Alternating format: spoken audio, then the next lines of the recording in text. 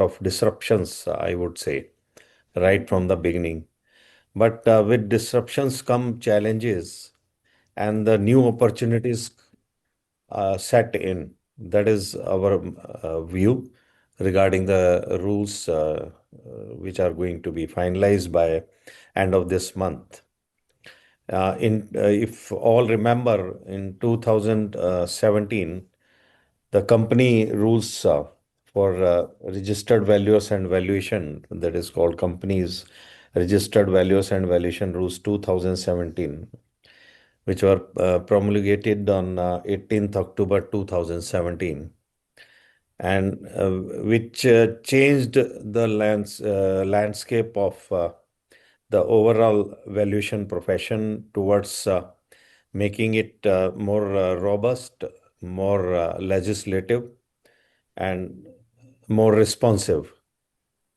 And to further this, after almost 9 years, we are seeing another change, which is leading towards a definitive transformation of this profession, where the draft valuers bill 2020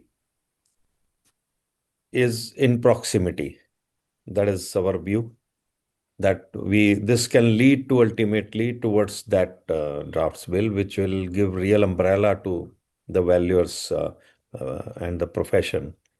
My view regarding this is that no profession, if you look at the other professions like CAs, CMAs, CS, architects, engineers, there are several acts in place according to the profession, and under that umbrella of the act, those professionals are working.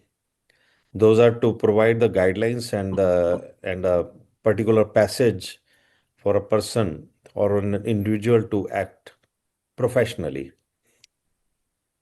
As you all know, institution of values has always been in line with that. And that was the purpose in 1968, when this valuation profession was not a profession as such. It was like an occupation. So from occupation, it is transforming towards a real-time profession, a profession which will be enjoyed wholly and solely by the professionals involved in it.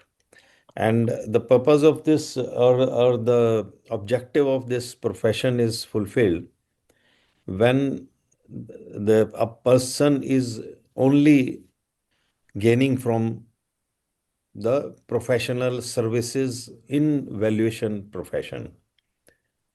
That has to be now, that looks like with these rules that it's going towards on the. So, not taking much time, I would like to brief about certain provisions in this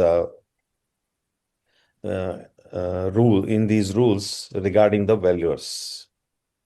Well, it's a long document. It's a huge document where the valuation services are used, or to be used.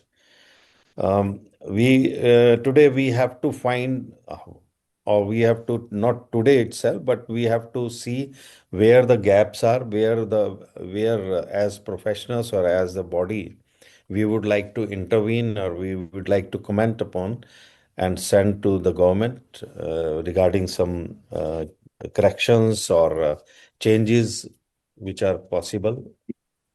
The most important in this is the eligibility of a valuer. How a valuer, what is the eligibility for for an individual to be a registered valuer under this particular act, that is the act number, this clause number 514. So the basic eligibility is a registered valuer under company's rules.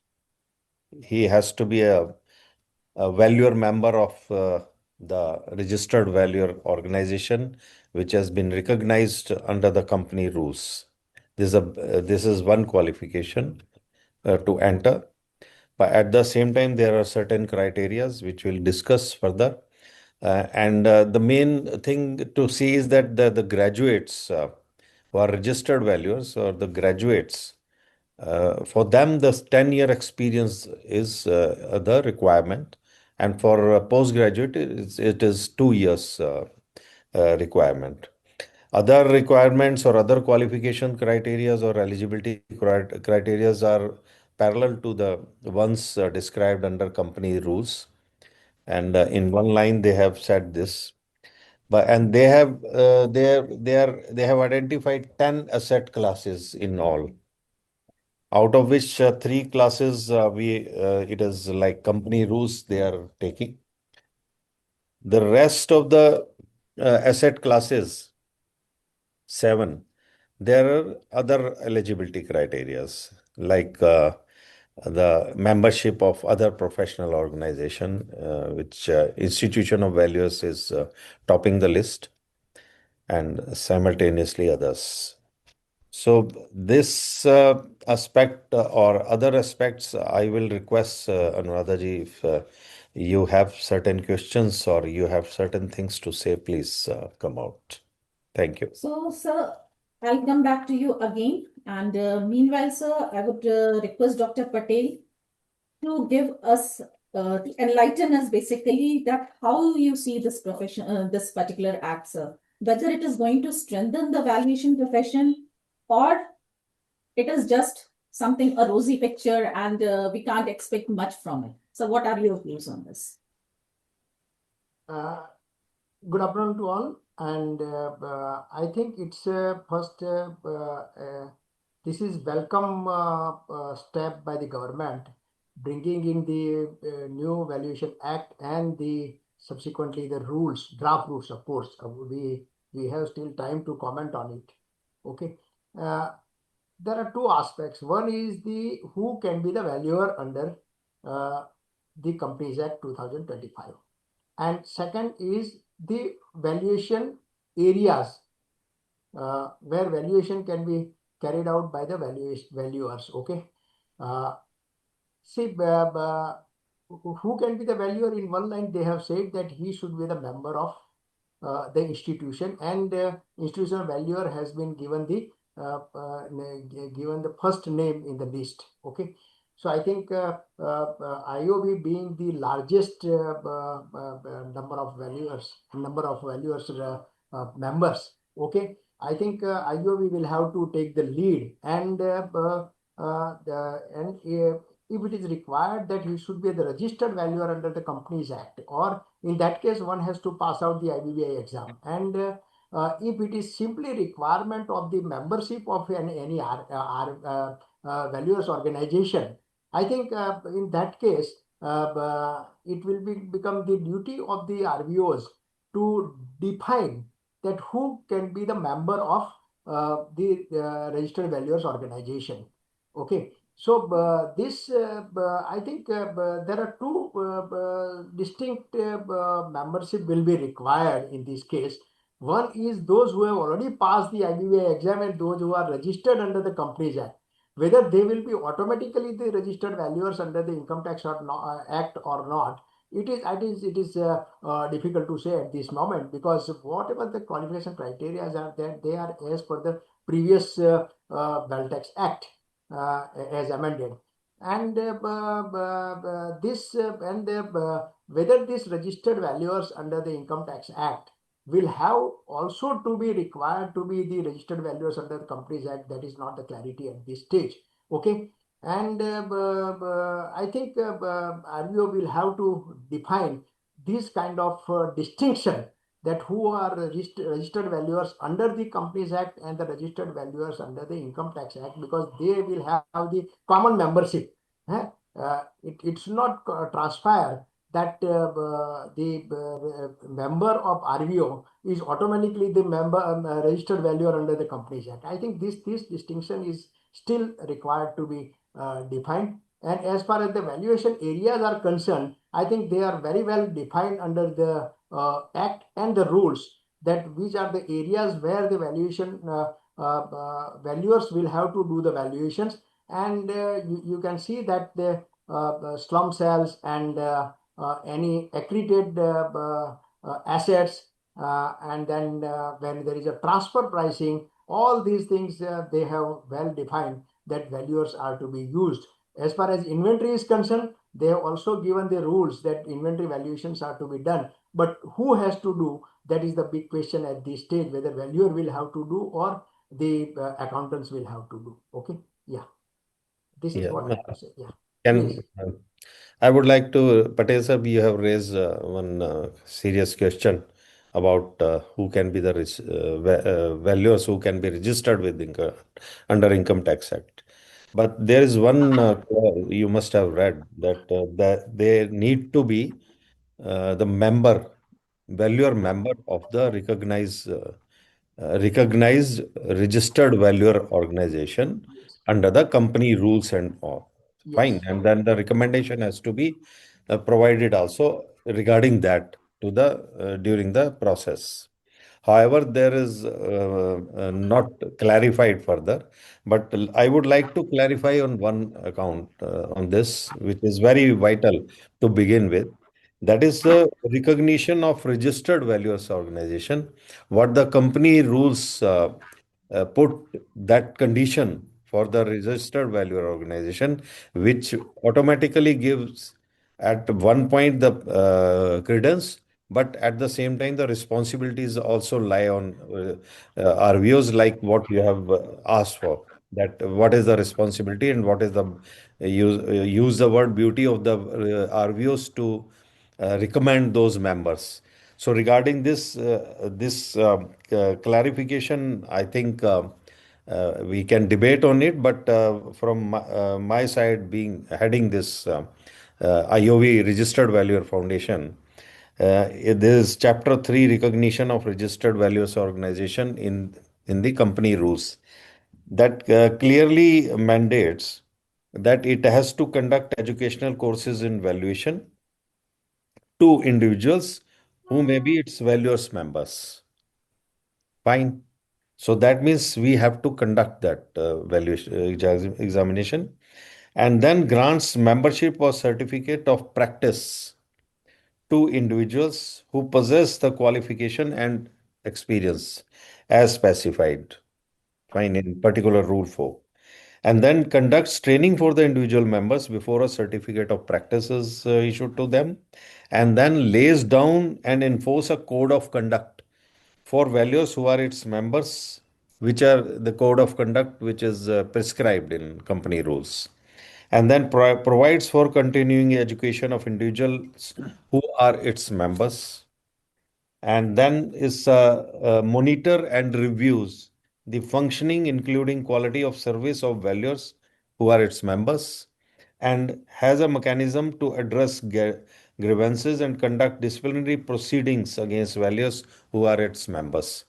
So once we recommend a member from RVO side, these automatically gets complied with.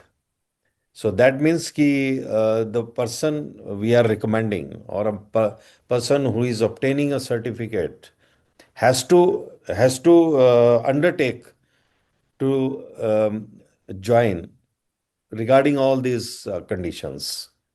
This is my view, and I think everyone would agree with that, because without any code of conduct, a valuer or any professional cannot work. You know, you are a CMA also, and registered valuer also into and more classes of assets and all like that. But you will agree that in absence of any code of conduct or grievance redressal or disciplinary action, profession cannot flourish or profession cannot go ahead. Otherwise, it can go, you are absolutely right that otherwise it will go back to the square one. So we'll not move further. I think Okay. in this case, I think responsibility wants to add responsibility of IOV, or sorry, RVO is increased to the great extent. The reason being that under 34 AB, once the certificate of registration has been issued by the income tax department, okay, then after I think rarely There's they nothing. maintain the proper records. There is Okay, the person who was issued the certificate 50 years back, still on his name practice is going on. yes, yes, you're Yeah. absolutely And right. who is signing, nobody knows. And there was See, no regulation. I think this three-tier system will definitely improve the quality of the valuers. and here they have not specified the authority. Yes, yes. They So have not income specified the tax, authority. yes, But yes. authority himself But is the chief commissioner. Yeah. yeah, but authority is chief commissioner, but authority even for the purpose of eligibility doesn't lie with Yeah. commissioner as well. Yeah. It lies with the Yeah. In under this, the MCA, yeah. that is Ministry Un, of Corporate yeah. Affairs. Under these new rules, what I understand that 34 AG registered valuers will not necessarily automatically switch over to Income Tax Act Yeah, 2025. I think because there is They will nothing have to apply fresh. written, we cannot comment on what the Yeah. government may Yes. think next. Yes. But the thing is that in that manner, if this like Ministry of Corporate, they have written very well that company rules. The moment they Yeah. have written that The everything company comes from rules. the company rules, that means Ministry of Corporate Affairs Yes. will further may amend or may Yeah. add or withdraw something. I think Mr. Kakule, na? To say something, Yeah. say Yes. something. Welcome, sir. Yeah, are you able to hear me? Yes, Yeah, sir, yeah. you are audible. Yes, sir. Yeah. Sir, I will give my input and my thinking on this. If we go to the 2017 rules and we come to the definition of valuer member, which is under 3A, it reads as under a valuer member of a registered valuers organization is basically for the purpose of this clause, a valuer member is a member of registered valuers organization who possesses the requisite educational qualifications and experience for being registered as a valuer. This is the basic Correct. definition. And further it says, and is recommended by the registered valuers organization of which he is a valuer member for registration of a valuer. So this responsibility again lies with RVO as far as recommendation is concerned. So this is fine.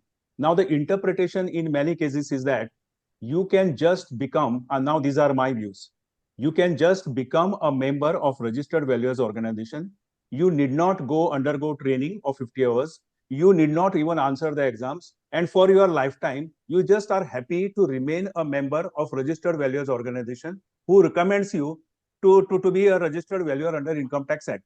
This is something which is allowed, is the thinking of many people. This is thinking of many people. Now, my contribution towards this is it possible as a registered valuers organization to allow somebody to become a valuer member and just allow him not to undergo training and not to answer an exam? This is no route open to the registered valuers organization. The job of registered valuers organization to train every person who joins to undergo this 50 hours training program and to answer an exam. It is not an open thing for a person to become a member and just remain like that and say that he is a member of registered valuers organization. This is my thinking. This is one part. And second is if you For this part, sir, excuse me, for yeah, this part only, what I said was that the responsibility of the RVO, if you yes, go into the recognition criteria of a registered valuer organization, the responsibilities are there. If they yeah, don't fulfill those responsibilities, then RVOs, those themselves are bound to be, yes. de-recognized. I And that is absolutely agree happening. with you, You sir. see, So that is I feel happening that now. this option may not be available for RVOs. This option, just to take members No, and no, just no. I make think them, I think you may have that is not noticed a, recent orders spell like this only. Recent orders, if yeah, you see, those are on those lines only. If you see yeah. carefully the recent orders against the RVOs. I think so the So this reason is, sir, for my take on the, sir, let me just finish. Hey, This is my take definitely, on, yeah. yeah, this is my take on what are valuer members of RVOs. Now, if we go to the section of the particular rules, no, section 2 definitions, and when it comes to section 2J, they have defined a valuer of companies' rules. They have clearly defined valuer under company's rules, under this particular thing, and they have said a valuer means a person registered with the authority in accordance with these rules, and the term registered valuer shall be construed accordingly. You are talking about the company rules or the Company IT? rules, sir. Before chapter 2, Yeah, they are before very chapter clear. 2, in chapter 1 That only. is chapter 2. It is Before chapter 2, in chapter 1 Definitions. only, chapter definitions, Definitions. failure definitions needs. to definitions Yeah. 2J. Definition Yes, 2J yes, clearly yes. says who is a valuer. With the As per authority that in the definition, process. Yes. valuer means a person registered with the authority in accordance with In the accordance rules, with these rules and the terms, and the registered term valuer registered shall be valuer shall be construed. construed accordingly. So if you go by this definition of a valuer, Then he has to be registered with IBBI. IBBI. There is not an option which is open to you not to be a member. Sir, but there is a gap, sir. What gap is there? I fully agree, sir. There is a gap. There So is we a want gap. clarity on this. Yeah. We want clarity on this. Clarity can only be provided by the Income Tax Act authorities. So my only thinking on this subject is, sir, like, a person becomes a member of a registered valuers organization. He says, I'm a valuer member. He does not undergo training. He does not answer the exam. He doesn't do anything. And he continues to be a member, and he is getting recommended to the income tax department. This is something, recommendation will be very difficult for RVOs to give such recommendation. This is my thinking. It will be very, very difficult to give. Yes. So there may be action on RVOs if they start doing this thing. Yes. This is my interpretation. Kakuleji is very right. I think there must be some distinction. And Patel sir, yes. That is what I was saying, that there must be some distinction. Yeah. Even though RBI is allowed to recommend and make the members, I think there must be some distinction between Companies Act and the Income Tax Act. Yeah. But that may be the government thinking, Unless government says that the IBBI becomes the authority under the Income Tax Act. Yes. Or they say that particular authority is the authority included in Companies Act Companies Rules 2017. Absolutely right, sir. Yeah. Absolutely. I think this clarity is required. Yeah. Yeah. That is a very vital. You note down this. Otherwise, simply making members and recommending will dilute everything. I think functions of RVO. But like Kakuleji has said, sir, that CCITs have been given that authority. Yes, authority is That is, CCIT. and those are how many CCITs? I think 50 or so. They had n number, yeah. 50. So that means every CCIT has different kind of authority that that also needs to be addressed. Yes.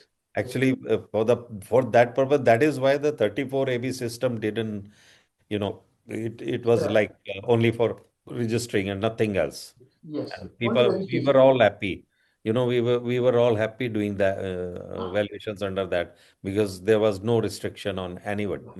Yeah. So, sir, may I add a comment here? I'm please. Tanuj Kumar this side. Please, Tanuj. In continuation of what you and Mr. Lele and Mr. Patel have been saying, I like to bring to the center stage the role of the RVOs. The role of RVOs as per the company's rules, which is very specific. It has some 7-8 points, right? It says that RVO has to conduct educational courses in valuation in accordance with the syllabus. It has to grant membership or certificate of practice to individuals, okay, who possesses the qualifications and experiences, etc. Conducts training for individual members before giving a certificate of practice. Lays down and enforce, as you said, enforce code of conduct for valuers who are its members, which includes all the provisions as specified in an annexure. It has to provide continuing education to individuals who are its members. Important aspects are it monitors and reviews the functioning, including quality of service of valuers who are its members. It has a mechanism to address grievances and code of conduct and conduct disciplinary proceedings against the valuers who are its members on the basis of if any complaint is found. Now, in Income Tax Act, it doesn't talk about RVO. It only talks about accountants. It talks about merchant bankers. It talks about registered valuers. So RVOs are not defined in income tax. However, in the draft rules of income tax, they have made that registered valuer would be registered only on the basis of recommendation of RVO, who is required, who is recognized by the Ministry of Corporate Affairs in the Companies Act. So still, RVO is only operative under the Companies Act provisions, and it shall continue to be operative only there, right? For the purpose of IT Act, they would be utilizing the services of RVO, and it will have the recommendations and recommending power only, while it continues to perform its function as is defined in the company rules. So on basis of that, while all other duties are very much pretty much defined for RVO, the conduct of examination is not specified. It is not given in the duties of RVO to whether to carry out an exam or to see whether they are, that is separately defined in the rules, but not in the duties of RVO. So my take is that while RVO should be continuing to perform its duties, which would include monitoring and reviewing the performance of the valuers and make recommendations or de-recommend if required. It doesn't go beyond here, and the responsibilities are nothing less than this. So that is what my understanding of this rule is. I think your understanding is absolutely to the point, what you have said. That's what even I said, that responsibility largely lies on RVOs. They have put the, we'll have to prove, as RVO, we'll have to prove that whether this member is eligible or not eligible, and all those things. And by then manner, in that manner, to all the RVOs, we would like to also share these views, that you will have to be in line with this, what you have just said, that to for the purpose of continuing the recognition. And this will be a tricky, people may be thinking that just get the membership and it is fine. No, it's not fine. I'm sorry to say that it will not be. Maybe in the beginning, people may think they take the simple course, but in a bit of longer run, even the members and the members attached to such RVOs who are luring the members with all freebies, they will be caught. So Yes. that is my view. Sanjay ji wants to say something, Sanjay, I think. I'll just seek your opinion on what you consider that this RVO membership is justified. What is your take on this? Mr. Sanjay Dugarwar? You're Yeah, not audible, sir. Sir, you're on mute. Sir, unmute yourself, please. Madam, let me share my PPT.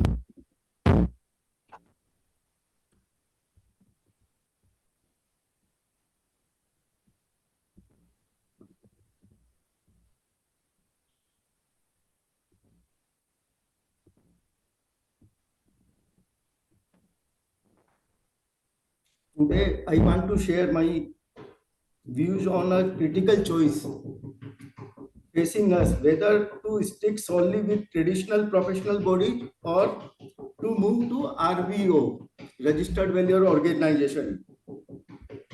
To make this interaction more interactive, I want to know your opinions, friends. Just raise your hand. I want to know whether you are interested in RVO or institutions.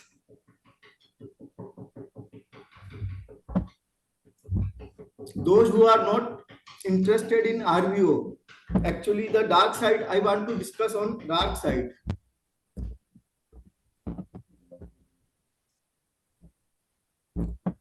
There is a common narrative that they will act like a dictator. Many of our friends tell that the RVO become dictators and become hostage to constant monitoring. हमेशा वो a focus on membership. Their focus will be only for membership fees over valuation, professional value. reflect, is this a genuine threat or fear of progress? Challenges we are facing today. Are we are not already suffering? We face a lack of professional respect and struggle to fair fees. We lose businesses to convenience valuation and face undue demand from client, ranging from indemnity pressure to unfair report, rejection and withheld payments. Currently, clients review our work and dictate terms. Does this feels like professional freedom? Consider this two thought. Does a knife not require sharpening at regular interval to remain useful?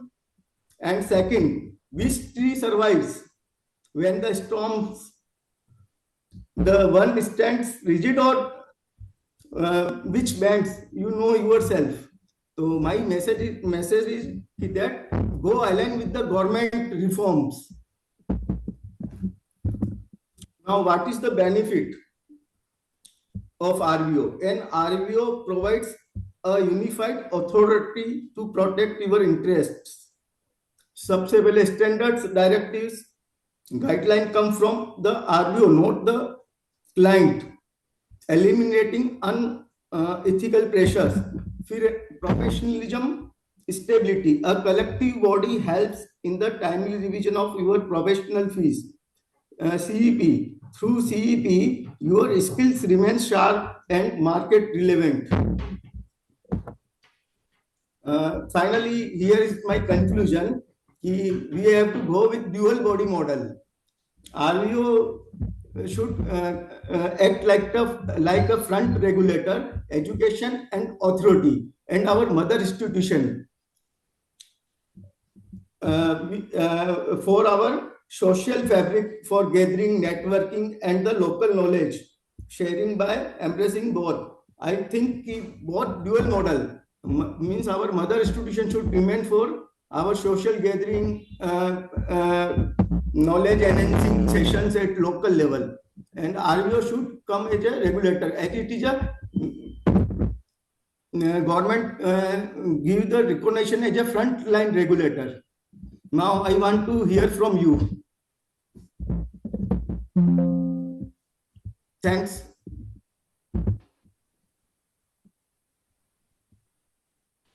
Burma. Hanji. Hello, sir.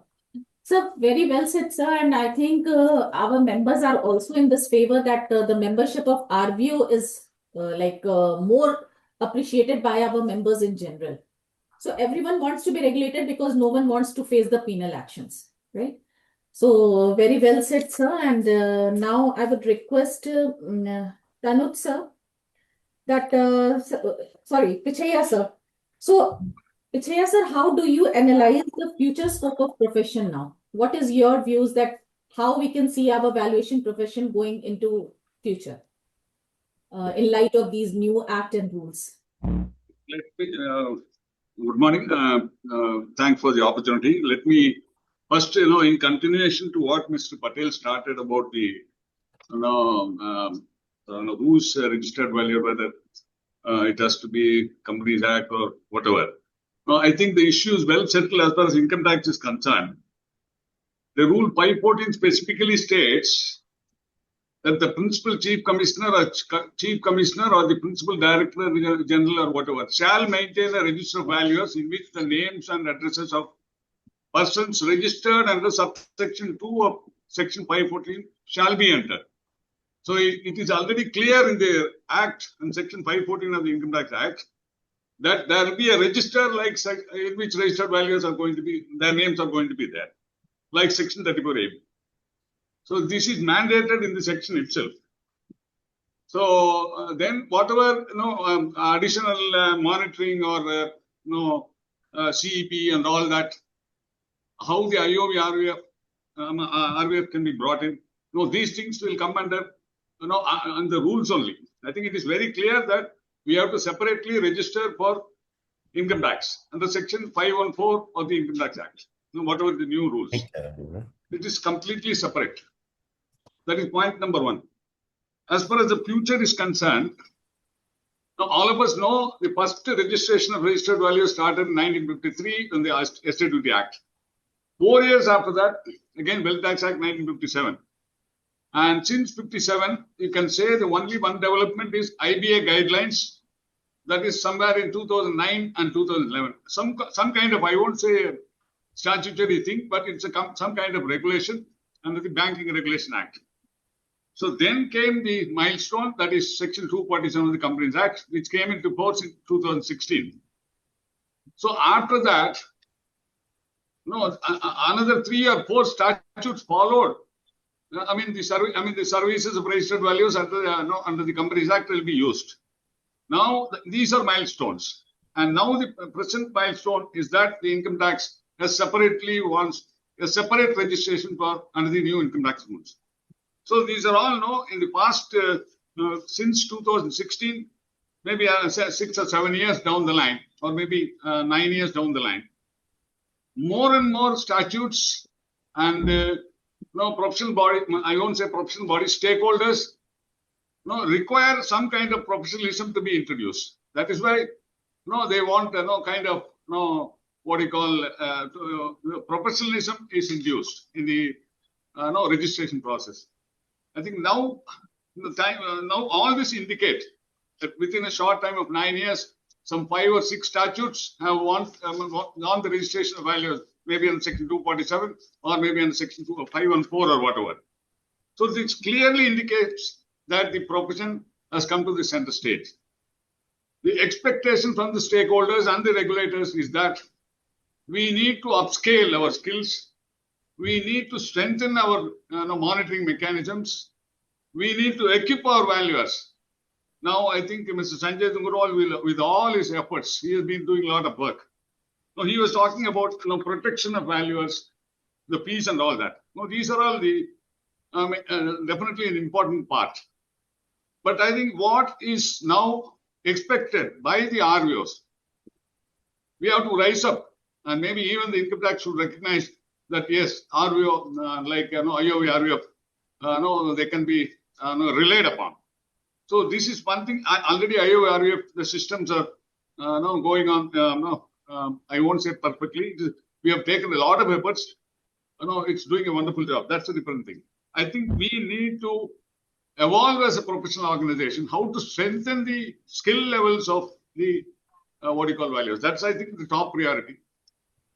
So we cannot be taking things lightly. They expect the professional organizations to deliver. See, now we cannot distinguish between a profession and a professional. Unless the professional becomes efficient and is able to deliver what is expected by the statutes in achieving the objectives of the statutes. Income tax registration is a statutory requirement. Ultimately, the regulator and the government should feel, yes, I think this regulation ensures that the registered values performs. So ultimately, the performance of the registered valuer is going to be very crucial. I think we are also taking a lot of steps like CEPs, wonderfully conducted, and the response is very good. That's a different story. I think the future, as far as I foresee, is that already within a span of 4 or 5, 6 or 7 years, 4 or 5 statutes have come out with registration of valuers, and their monitoring and penalty classes have become a little more stringent than what it used to be under Section 34AB or Estate Duty Act.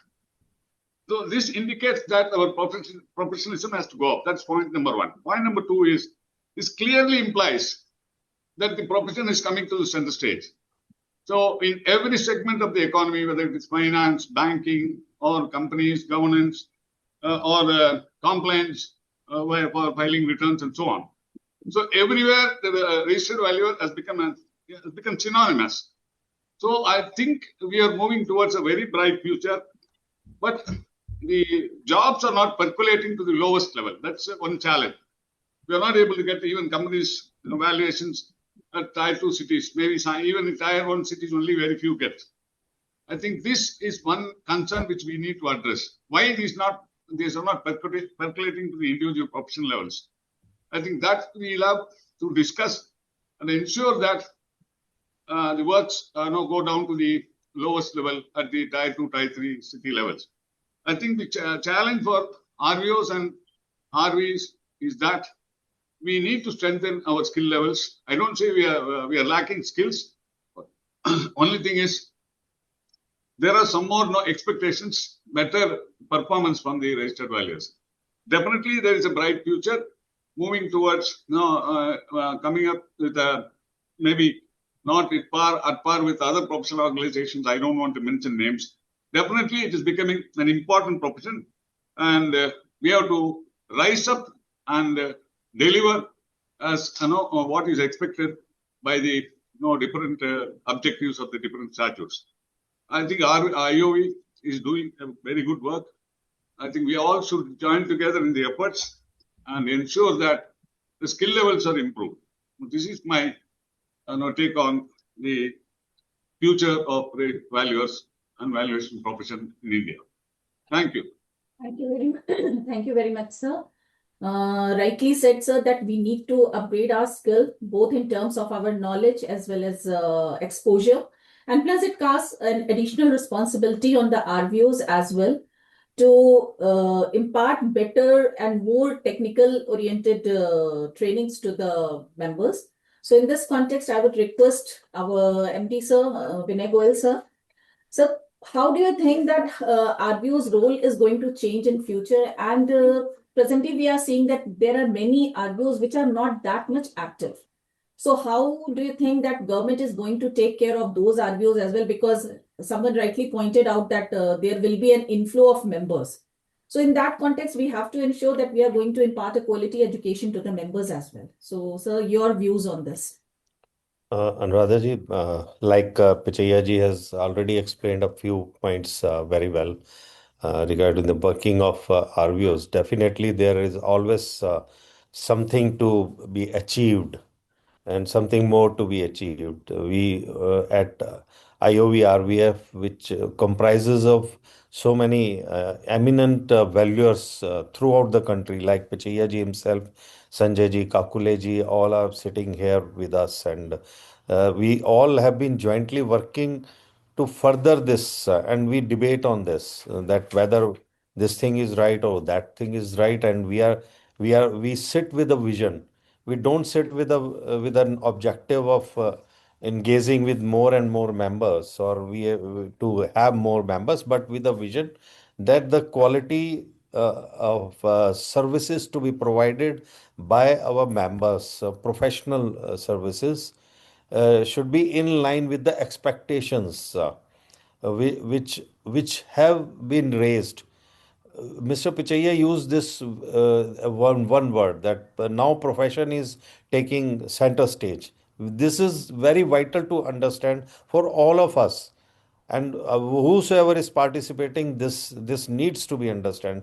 This one particular sentence is enough to explain that what should be the future course or what should be our thinking towards that. No, I can earn individually, anybody can earn individually, but until unless the profession grows, the individual earning or the individual, it doesn't go beyond that one is satisfied with his own this thing.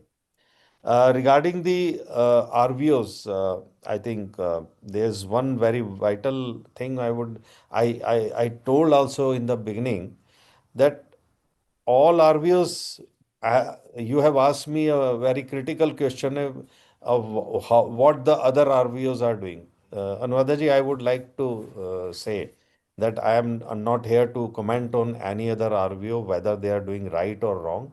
It is the authorities to see, but and definitely authorities see. It is not. It's not like this that authorities don't see. It may take they may take their own time to assess or deliver something which we are not which may not be in line with what we are thinking, but they go towards that only, and God knows what is in future for the RVOs, and especially those RVOs which are not there with a vision to uphold this profession.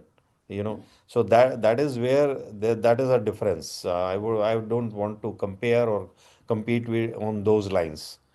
Anyway, RVO's bylaws and code of conduct I think it automatically applies to the income tax valuers, as I said, because RVOs, they have given the responsibility to the RVOs.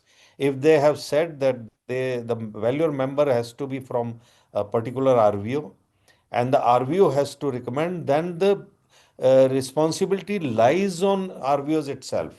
It doesn't lies on even authorities. They are going to ask us the questions. The RVOs. I'm talking about as an MD of RVO or from the RVO side. So RVO's responsibility regarding implementation of whatever has been prescribed in company rules, or they may even the Ministry of Corporate Affairs may be changing certain rules. They may be amending according to the Income Tax Act. That will coming time will tell when these two will join. If all no, and we talked about the less opportunities under the to present day IBBI registered valuers. The thing is that we ourselves, as a valuers fraternity, we provided this particular aspect to the legislators or to the this authorities, that they have to advocate only in the valuers only for the purpose of IBC and Companies Act. Well, certain under certain other acts like SEBI, or I may spell out other authorities, they are taking the services now. The IBBA registered valuers. Our fraternity comprises of valuers whose 70% of professional fees is earned through banking, where it is a mix and it is very fragmented and very confusing, it at a very confusing state, because they, as per the guidelines, they have to take the 34AB registered valuers, but they are taking IBBI registered valuers wherever possible. But that is in a very confusing state, and more we get often complaints about not getting impaneled with the banks and all that. That is a part. But now with this Income Tax Act in place, all previous any such things, now other acts will start following because it is from the Ministry of Finance, it is from the in from the income tax under the Income Tax Act. So the financing part, financing law, you can say the entire system of financing, which was fragmented, now they will start moving towards that. And already, if you look at the eligibility criteria, they have put a bit harder eligibility criteria, like 10 years of experience. So they expect that the experienced persons who are 10 years, who have gained 10 years in their disciplines only, will be knowing. What is missing, I am finding missing is in other asset classes is that they have not defined the valuation, this thing, trainings and all that. But that the institutions whose member they or to, that again lies on them. Here I am not talking about the RVOs alone, but the other seven asset classes or other areas, whatever they are, the institutions they have mentioned, that lies on them. They become responsible to deliver those valuers in line. Maybe they have spelled out some certain conditions of registration or certain qualifications, rather eligibility of for qualifications and experience, but not exactly the valuation. So that is the purpose of defining those institutions, that the institutions should take care. So this is this. Yeah. Thank you, sir, for detailing about the role of RVOs in the new regime. And you just mentioned about the experience requirement. So in this context, I would request Mr. Pramod Saraf to share his insight on the disparity that has been created in the experience part. Because we can see that in most of the cases, they have mentioned 10 years experience. And then for the postgraduate, they have mentioned 2 years. But in the case of professionals like CA, CS, CMA, or MBA, who are again treated as postgraduate, again, the requirement is for 10 years. So, sir, what is This your take on this this? is an disparity in the rule itself. They have to look into this, that why the post-graduation qualification is for 2 years for others asset class, and this for CAs and MBAs it is 10 years. So definitely they have to go for it, and this is to be resolved by the rule authorities. I think this is the point which is to be considered in this, because CAs are already, they are qualified people, and 10 years experience is a lot of time for a chartered accountant to be a registered valuer or to start his practice as a as a asset valuer. So this is to be look into the this is a need of the RS, and this is to be clarified by the authority. Logic. If you just try to understand the logic behind this, any idea? Logic maybe that the no, I don't have any I idea think of the. what I see is that in the other asset classes, they are mentioning post-graduation in valuation. Might be thinking that these professionals are more. Valuation means so then there should be some course for the chartered accountants to start in the coming time to become a valuer just after their graduation, or a certificate course or something, so that this qualification, the Yes, time that the experience training gap reduces should from be 10 covered in years that to case. 2 years. It should be in line with the others also. There Right. should be a mechanism for them also to get themselves registered earlier. Right, sir. Thank you very much, sir, for your insight. And I would request Mr. Munish Agarwal. Mr. Munish, you are there? Madam. Yes, madam. Sir, we have just seen that, in recent past, we have seen that in most of the SEBI regulations, they have replaced the merchant bankers by registered valuers. But in this Income Tax Act and the rules, still we are seeing the role of merchant bankers. So again, it Yes. won't be a double work. How do you see this? Yes, Nadaji, I want to, first of all, I would like to thank the entire IOVRVF fraternity and the valuer fraternity that these draft rules have opened opportunities, lot of opportunities for registered valuers who are registered under company registered valuers rules. If I remember, there were few valuers who were talking to me in IVC that sir, हमारा तो ना fees भी पूरी नहीं हो पाती है, हमारे पास काम ही नहीं आता है. So that was very sad moment, and now see, now 34AB is replaced with Rule 247. You see the कायनात सबको मिलाती है ना. Companies Act में भी there was Section 247, and in income tax rule it is Rule 247. The same thing converges here. Wondering whether this is an intentional one or to help professionals to remember the 247 have the same. 247 जैसे वो poker होता है इसमें 2 3 5 favourite number होता है, जैसे यहाँ पे 247 है. And luckily, when you add up 247, it becomes 13, the lucky number of most of people. So it's a cheering moment for registered valuer organizations and valuer fraternity, because now the profession is taking center stage, and registered valuers being recognized as a single authority for valuation, whether it is income tax, whether it is Companies Act. So by company income tax, you virtually become valuers for banks, where the most of the business generate, right?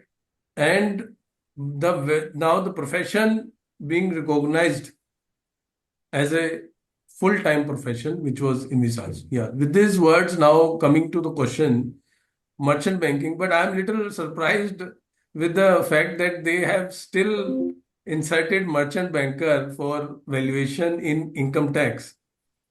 This is despite the fact that the SEBI itself is saying that merchant bankers are not meant for valuations. I'll share my screen to demonstrate the fact. Recently, all these things are amended. Let me just share my screen. And if you see, can you see my screen, sir? Yes. Yes, Is it visible? Yes, yes. yes. Yes. So see, these are the merchant banking regulations which are recently amended December 5 to 2025. And if you see here in regulation 13A, permitted activities,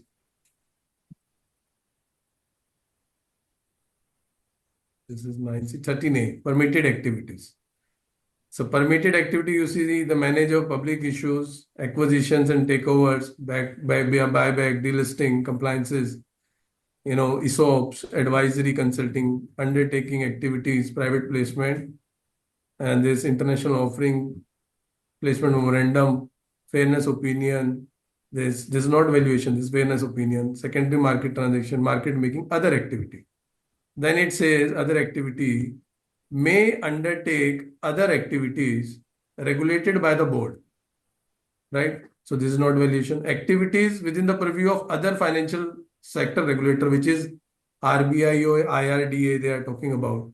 So if we see, they clearly say, the merchant banker that does not possess the registration of valuation related activities from the relevant authority.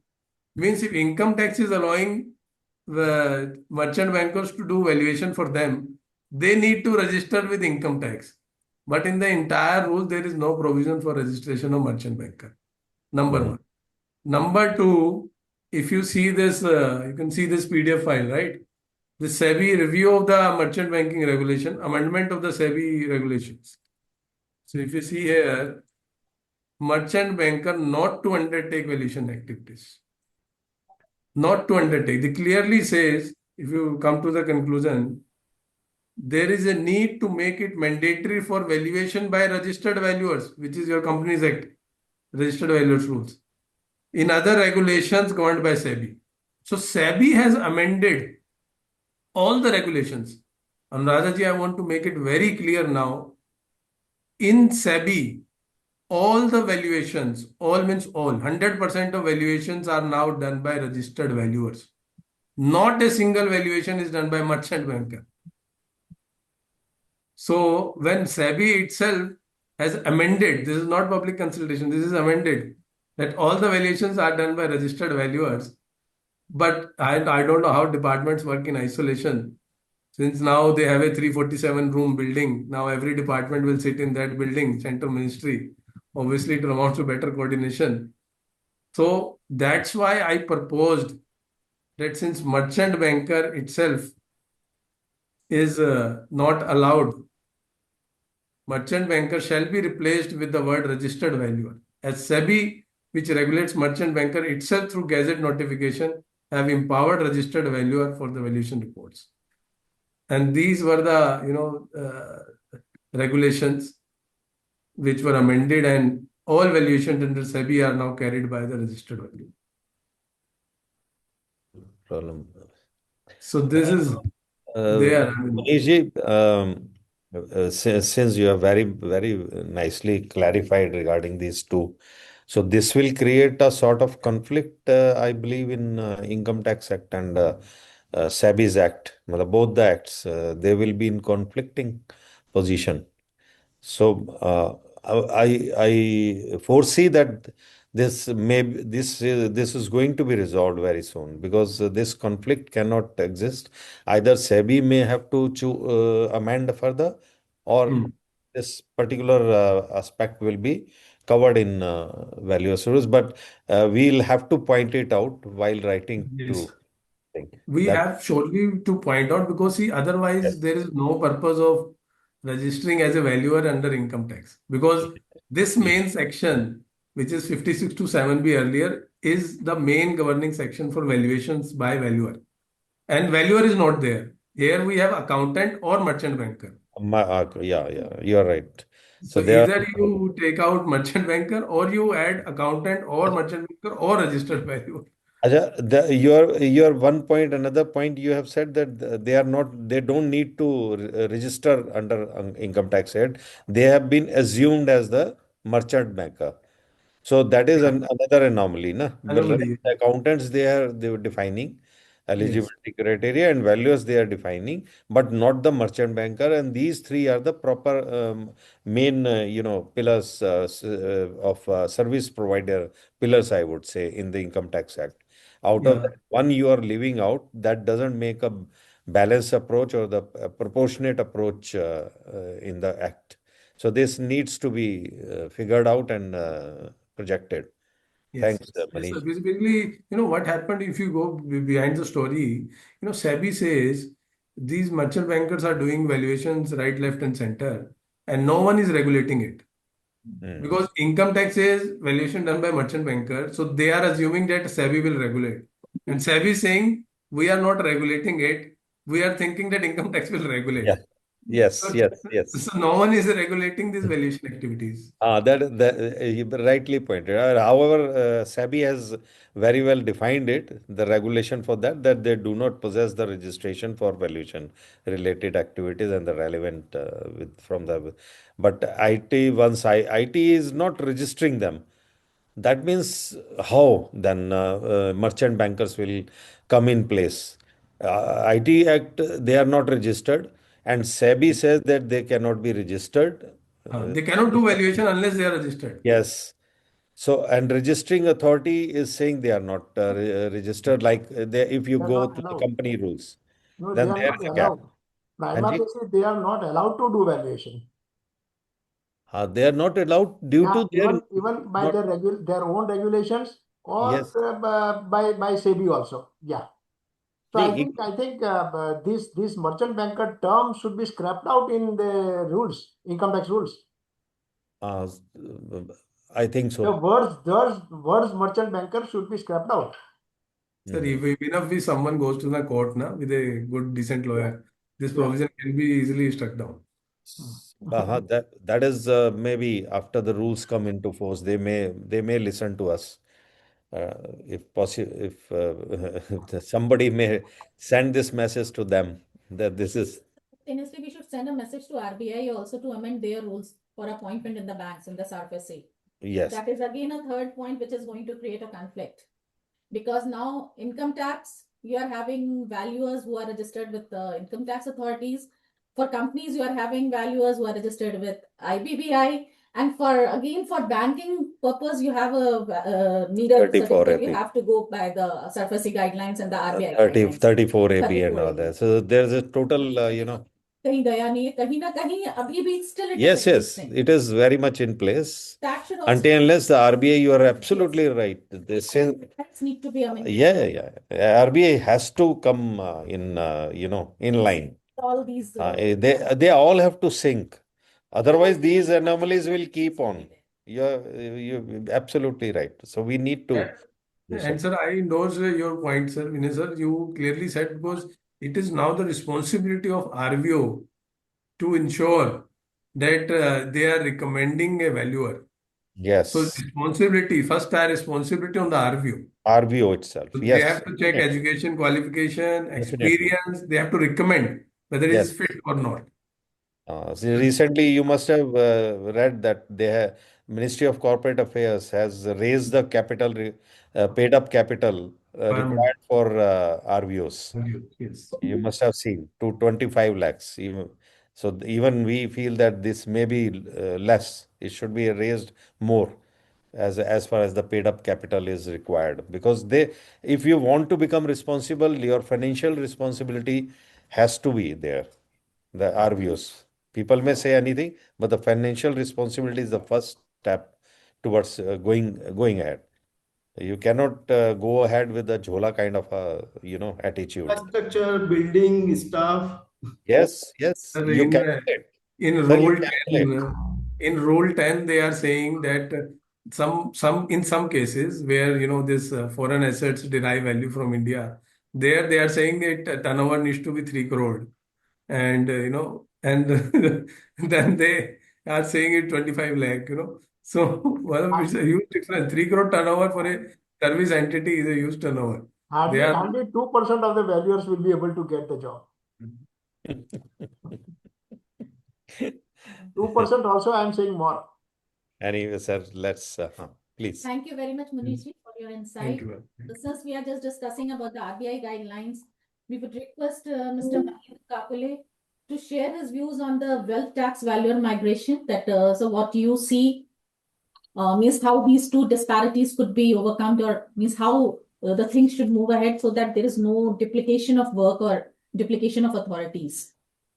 Yeah, from my reading of the rules that have been draft rules that have been notified, it appears like there is no provision for grandfathering. So they have not given like those who are existing valuers under 34AB will get so many years to migrate to the new structures, and what are the qualifications like whether they should be answering the IBBI exams or not. I don't know. There is no such thing. Neither they have said that those who are already under 34AB will be given this thing into the new the register.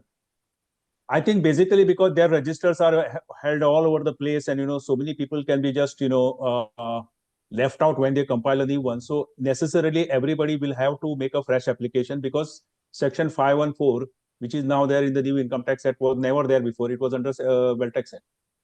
So this migration has to be like you have to reapply, and there is, from the reading of the rules, there is no grandfathering as well as the sunset clause. Now, as far as somebody said that there was no provision for any disciplinary action under 34AB and the other provisions of Wealth Tax Act, it is not correct, because 34AD is the section which provided for disciplinary actions against valuers who erred in their professional conduct. So if somebody was misrepresented of made representation to become a registered valuer, then his name could be struck off from the register under 34AD of Wealth Tax Act. Also, if a person was convicted and sentenced to imprisonment, then his name could be struck off from the register under 34AD. And also, those who are found guilty of misconduct in their profession, could be, their names could be also struck off from the register under 34AD. But we know that hardly anybody, I think income tax officers themselves are so much of overloaded with work that they do not have time to conduct these inquiries and as per the stipulations laid down under 34AD to do all these things. So it is now better that RVO does this. It is now better that RVO does all these things, and that is how the things are going to be streamlined. This is my thinking. So these 34AD section was almost defunct as far as the wealth tax monitoring was concerned. So now with this thing onus on regulating the profession on the frontliners, the RVOs, this could be looked into more carefully, and I think they are the best people to, the entities to do this job, and I think that is good for the profession. Ultimately, the overarch of regulation has to be there. Otherwise, there is no end to whatever indiscipline that comes into a profession. Overarch of regulation has to be there, and I think it has been provided for. That is my thinking. Thank you so much, sir, for your insight. And now I would request Mr. Pankaj Jaiswal to share his views on one very important aspect, which is fees and the reporting standards that has been prescribed under this Act. So do you consider that the fee structure that has been given is appropriate, or it needs some amendment, or it is a welcome step? Means, what is your take on this, along with the reporting standards that has been prescribed? First of all, good afternoon to all my valued friends. This is my rather first webinar with the IOV, so kindly bear with me. I'm not a good speaker, though I am a good writer, which Vinay Goyalji must be knowing. I have won a very big battle against Punjab National Bank, so he must be knowing. So regarding fee aspect, this is, I think, the most important aspect of valuation profession, which is rather not being taken seriously, which I am observing for the last around, whenever I have started this profession, this most important fact is being neglected. And nobody is rather from the banking side taking it seriously. They treat it as ठीक है, we have engaged the valuer, he has to accept whatever fee we are going to pay, they have to accept. This should not be there. So regarding fee part, what we are suggesting 5,000 should be the minimum fee.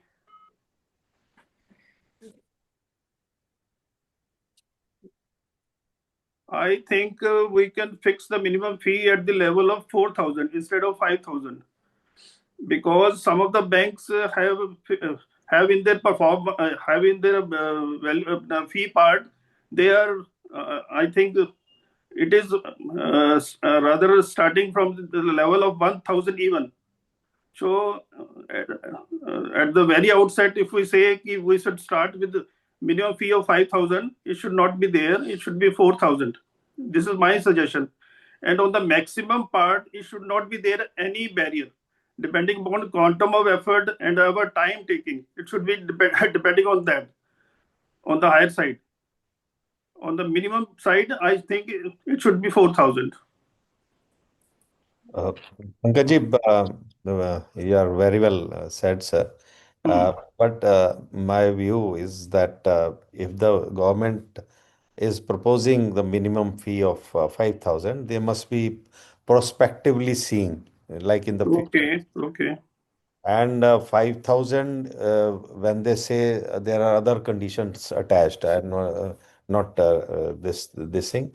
Regarding the upper cap, actually, in all professions, if you see, upper caps are now being, they have started implementing because of certain reasons. This is a long debate. But at least there is an upper cap and there's a minimum. When you talk about the minimum, you expect the upper cap also. That is a basic basic purpose of putting. If you don't have the minimum, then the upper cap also should not be there. That is Okay, you have a strong. okay. If you Okay. don't have the minimum, then you should not have the upper cap also. But the practice in banking sector and this is like they put the upper cap condition, but not the lower. Now, Okay. there is one view, but right now, at present, if you see, the banks now will have to go for adopting this income tax registered valuers. So in that they will have their own structure and everything. They will be independently doing until unless RBI comes up with a strong this thing, and I believe that RBI will come that you have to adopt this Income Tax Act now. Yeah, this is very important. Yes, If it is yes. implemented, if I this believe that it will be ultimately, because otherwise it will not be, there will be fragmentation like Munish ji and others have already explained. There's no, no purpose of having so many other registration under different acts. Then what? Then we are leading towards what we proposed in 2020, the Valuers Act. We okay. ultimately it will have to move towards that. That's my strong view that they are moving towards that. Maybe slowly. In 2020 we had that draft. Now see we are in 2026. Bit of movement towards that. 6 years have lapsed. And if somebody thinks that they have dumped that act, I think he is highly mistaken. That has not been dumped. That cannot be dumped. The reason being they are waiting substantial number of valuers to enter into that system. You cannot Okay. expect government to make act because of a meager figure of professionals available. In every profession, it has happened like this. Even ICSA, which was formed in 1969, they had around 70,000 odd company secretaries at that time, which were in making. Then only it started. So that is how yes, sir. Was the baby step in that direction. Yes. Opportunities and Yes. then come out with the law. Yes, and different acts when they Yes. start adopting, then there will be a need. What we are talking to today, there will be a need to have a common legislative this thing, the act or something like that. So that is I think Thank you, Pankaj. in this regard, Patel sahab, Mahendraji was raising hand. Mahendraji, what you are saying? Yeah, sir, my thinking is, it is not that banks think that, those who are registered under 34AB are the best valuers, and those who are registered under Companies Act are not good enough valuers. So they entrust all the work to 34AB. It is nothing like that. The simple reason for this, in my thinking, is because of the SURFACE Act 2002 and the rules there too. They say approved valuer under SURFACE is the one whose name is approved by the board of directors and who is a 34AB valuer. Now, since 34AB valuer is no more a valuer under Income Tax Act, and now it will be a valuer under Section 514, they will have to, as a next step, yes, as you said, once things start to move into place, inexorably everything goes in that direction. So the next step they will do is they will change these particular rules, and they will say approved valuer under SURFACE is the one who is whose name is approved by the board of directors and who is a registered valuer under Section 514. Having said that, then the doors will open to everybody to be on the bank's panel. Yes. That's good for all. It is, everything is moving inexorably in that direction only. Nobody can say that it is my privilege because I was 34AB. You became 34AB without any qualification, without any training. You are not undergoing any particular program to be there is no overarch of control over your activities. Nothing is happening, and you can't say that I am the best one. It is not possible. You have to come out of your dreams, and you have to get accustomed to the reality. So for that purpose, they have even written somewhere that any institution or organization that is 5G, if you read, its object is to control, supervision, regulation, or encouragement of the profession. They have mentioned engineering, architecture, all those professions. There, that object has to be there. So even in case of IOV, that object has to be met with, so that the other valuers who are not specifically out of this 10, 7, I would say. So we'll have to move towards that. That the objective is to manage and control and supervise the profession. It covers entire thing. Their training, their this monitoring, their grievance and their disciplinary, everything is government doesn't want to take any disciplinary or the monitoring purpose because they cannot. Government cannot. It has been proved time and again. You see the 34AB you yourself described. They have everything in place, but now nothing has been done. Na? So yes. So that is why they are keeping this, RVOs in between. There's a catalyst. Yes. I call RVOs as a catalyst because they have to work both ways. The values and the concerns of the values and the concerns of the authority. Thank you. Thank you, Mahendraji. Thank you very much, sir. And I would request Mr. Sunil Agarwal. Sunilji, you are here. Mr. Sunil Agarwal. I think he may be engaged somewhere. Okay. I think till the time Mr. Sunil Agarwal comes back, I would request Mr. Tanuj. Hanji, Sunil is. Sunil ji is here. There are two things. He's here. Okay. We will seek your insight about the disciplinary authority. Means you are a very eminent part of IOVRVF and you are seeing all those disciplinary actions as well. He's director there. You are a director in this. So I would request your insight about the disciplinary actions or the... Hello. Your voice is lost, madam. Voice is not audible, sir. Am I audible now? Yes, you are audible. Okay. So I'll take you to the fundamental principle.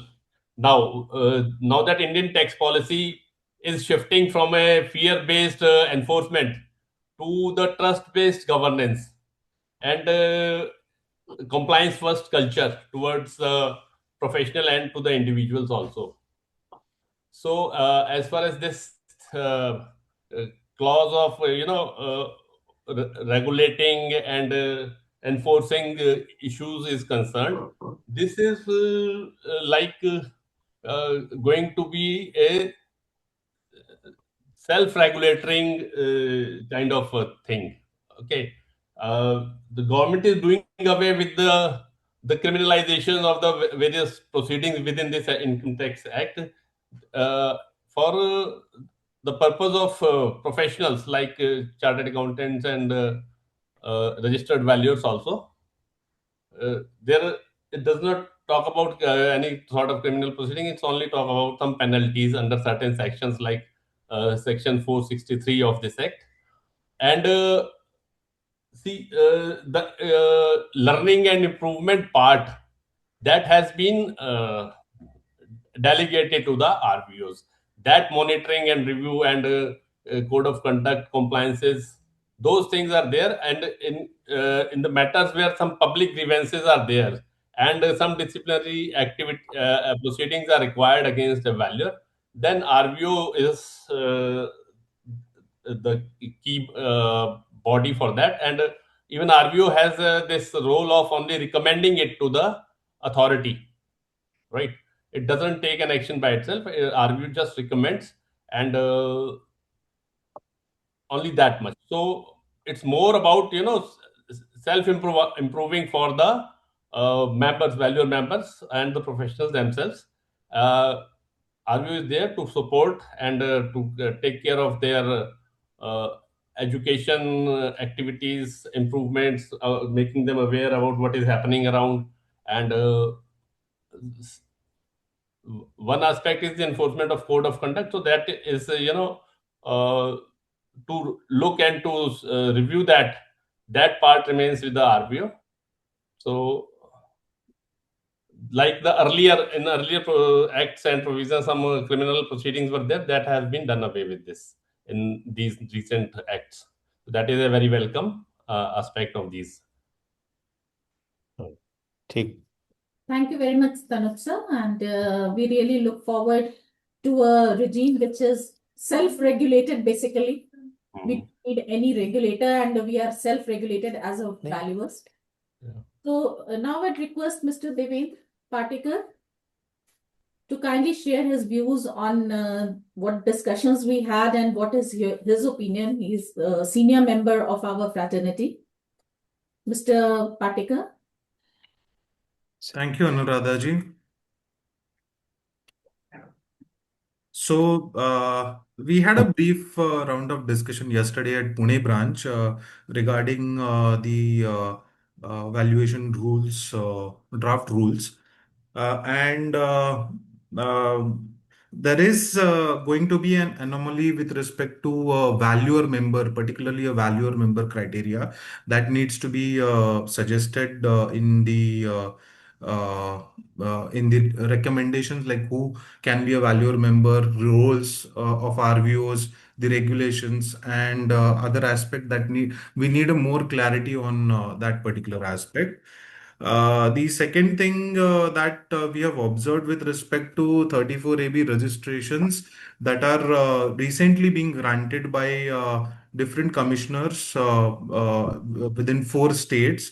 So I was able to obtain or extract 34AB registrations, which was recently granted in Gujarat, Maharashtra, MP, and Karnataka region. So all the commissioners are giving, or their line of action is totally different. In Gujarat, they are restricting that 34AB registration to only matters under 34AA. That is only for the purpose of Wealth Tax Act valuation, which is abolished. In Karnataka region, they are giving a timeline or review timeline for 3 years period, and in MP, the registration is restricted for 3 years only. That means after 3 years, that particular person will have to reapply for the registration. And in Maharashtra, the registration is given under wealth tax rules. So it doesn't specify about the Wealth Tax Act. So these are few of the anomalies which will get again rectified under the draft rules. There is again a parameter like whether the renewal of the membership, like in case of IBBI, so we get IBBI registration one time, but the renewal of membership of RVs or valuer member is there with the RVOs. So whether that kind of mechanism is going to be there in the income tax rule or not. So all these things we'll have to check upon and discuss, and we'll have to report it to the authorities through our suggestions. So these are some of the points that we discussed yesterday. Thank you. Thank you very much, Devenji, for your insights. And I think now we can take up question answers. We are having a lot of queries from the members. So we can seek our expert opinions on the questions they have raised. So the first question is that if the valuation under income tax needs special inputs, then RBOs may have to conduct special tailor-made training sessions and recommend candidates for IT registration. Is there a likelihood that Income Tax Act may form any other authority similar to IBBI to screen the candidates and certify the eligibility?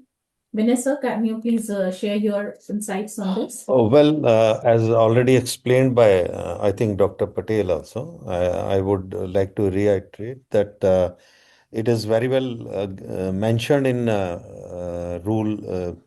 sub-rule 10 and 11 of Rule 5. That I can read out. The application referred to in the sub-rule 1 of Rule 246 may be disposed of by the Principal Chief Commissioner or the Principal Director General or Director General, either by granting approval or rejecting the same within 6 months from the end of this month. This implies that one of those will be the main authority. They may form a panel of sort of them, that the of principal chief commissioner or all them, and they will be the authority to see the applications regarding that. So I think this is quite clear. Maybe they come up with the formal, authority. They come up with the providing formal authority to this, group or the group of people or one or two person, but the application and the register has to be maintained by them. So we are going to, the question is that also can we expect some special tailor-made program training sessions for registration of income tax, for registration of values under Income Tax Act? So let the rules be in place. So as usual, IOV is the front runners. So I can see that we have so many people already trained, or they will be trained, and they will be training the people to how to get into application, and then definitely we will come to assist our people. That let the system be in place, and we will accordingly, come to that. We'll be there. That everybody must be knowing. During previously as well, in 2008, 17, 18, we were the front runners. We are still helping all whosoever wants to enter into this profession and wants to remain in the profession. Today, it has become very important and pertinent for all to understand that to remain in the profession in future, of to keep on doing is professional practice in the profession of valuation. It is very important that they have their compliances as a responsible professional valuer in place. So that is there, and in this case also we'll come to fore. There's no doubt about it. Thank you very much, sir. And the next question is that when any Ma'am, just a minute. I want to take your leave because I have to attend some urgent matter. So, Mr. Vinay Goyal ji, also please pardon me. I have to leave now. Thank you, sir. Thank you very much. Thank you. Thank you, sir. Haji. So the next question is that when any valuer is registered as IBBI registered valuer, he should not be required separate certificate from RVO. As an active IBBI valuer, he fulfilled all criteria. Is it okay? No, firstly, let me say that Yes. when there is a migration from a particular, and this doesn't include only the IBBA. If you see, there are 10 asset classes, and there is a lot of things to be seen by the Income Tax Act. At that time, a recommendation of the RVO towards the member as a and very important and very responsible valuer member. We are not talking about the ordinary member of any institution or organization. We are talking about the valuer member that carries a weight. So that weight has to be, substantiated by the RVO. So definitely this recommendation is required. There will not be two thoughts about it. There cannot be. Thank you very much, sir. And Pichaya sir, I would request you to kindly reply to the next question asked by Mr. Ashish Soni. You can just see the question box as well because the question is quite long, though I'm just reading it out. Mr. Ashish Soni says that the draft rule introduced a significant shift, effectively mandating IBBI status for major asset classes under the new Income Tax Act. Point number A, he has raised mandatory IBBI registration under rule number 247. Under the new rule, a person is disqualified from being a registered valuer for income tax purpose if they are not member of a valuer member of RBO recognized under the Companies Act. Now he says that the impact is that if you are currently only a 34AB wealth tax valuer, you must obtain IBBI registration by joining an RBO to qualify under the new Income Tax Act. And then he has mentioned about the asset classes. And except for the niche asset rules 247.9, the requirement to be an IBBI RVO member does not apply if there are no registered valuer organization for a specific class of asset. Now he's asking whether this is logical, this is authentic. So Pichaya sir, kindly reply to this, sir. Ma'am, let allow Sanjeev Jain from Kota. He wants to say something about IOVRV. First, let us address this question. Oh, then ma'am, please take it. Sure, sir. We'll do that. So, Pichaya ji, please. Pichaya ji. Yeah. Yeah, yeah. So Yes, what is the question? I think about the asset class gap that has been mentioned, that for 3 asset classes, there are RVOs, but for what about the remaining asset classes? Is this not a disparity or whether this is authentic? see, the Companies Act focused mainly on the company assets, where only these 3 assets, land and building, plant and machinery, and the SFA assets are predominant. So even for other asset classes, say for example, if there is any land, agricultural land or something is owned by the company, then I think there has to be a qualification which qualified valuers even under section 34AB can be, their services can be taken up. Maybe IOV, already IOVRVF, I do not know whether as it is, we have only 3 classes of assets. Maybe we can have one more class like other classes. In that, slowly we can add on, whatever that is coming up in the future. There, I think you can specifically have terms and conditions, qualifications, and other criteria which can be included. But they cannot claim as registered valuers under the Companies Act. But these can be other classes which can be associated classes, not the regular classes. That way, I think we have, already Mr. Goyal has listed. I don't know whether he has listed. There are 10 assets in the Income Tax Act now itself. Now in the new rules, there are 10 assets like immovable property, whatever that is there in the Wealth Tax Act. So for other 7 classes, I think you talked something, but it has not been fully explained. For those 7 classes, we can have some classification like others. In that slowly, we can develop criteria and then qualifications and expertise. And then they can be associated. We can give a separate, terminology. Qualification or whatever. That way, yes. Can I come to assist you in this particular aspect? Yes. like what they have given a table for of assets. Those are 10 in number. So if you read the immovable property, they have mentioned, not the land and building. So there they write immovable property other than agricultural lands, plantations, forests, mines, Yes, and yes. quarries.